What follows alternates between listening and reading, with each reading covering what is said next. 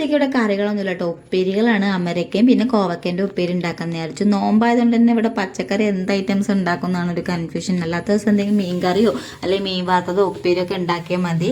ഇവിടെ പച്ചക്കറികൾ അങ്ങനെ കഴിക്കാത്തതുകൊണ്ട് പിന്നെ ഉണ്ടാക്കണം. ഇങ്ങനെ ഉപ്പേരിയോ അച്ചാറ് പപ്പടം മോര് അങ്ങനെയൊക്കെയാണ് ഉണ്ടാക്കാറ്.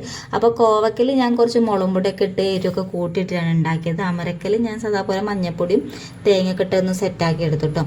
ഇത് ഉപ്പേരികൾ പെട്ടെന്ന് ആവുന്നതുകൊണ്ട് തന്നെ ഞാനൊരു 12:30-ക്കാണ് പണി തുടങ്ങിയത്.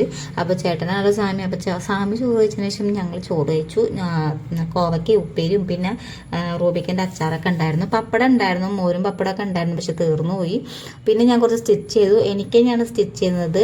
ഇപ്പം അത്യാവശ്യം 2 ഞാൻ പുറത്തോട്ടൊക്കെ തയ്ച്ചു കൊടുക്കാറുണ്ട്.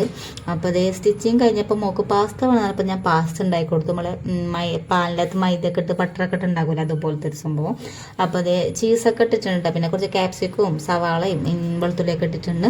ഇവൾക്ക് ഭയങ്കര ഇഷ്ടമായിട്ടോ അത് നൂഡിൽസ് പാസ്ത. പക്ഷെ ഞാൻ എപ്പോഴും അങ്ങനെ കൊടുക്കൂല, മാസത്തിൽ 1-2 തവണയൊക്കെ ഉണ്ടാക്കി കൊടുക്കുകയുള്ളൂ. അപ്പോൾ ഇന്നത്തെ വീഡിയോ ഇത്രയേ ഉള്ളൂ. ഇഷ്ടപ്പെട്ടതിൻ്റെ ചാനൽ ഒന്ന് സബ്സ്ക്രൈബ്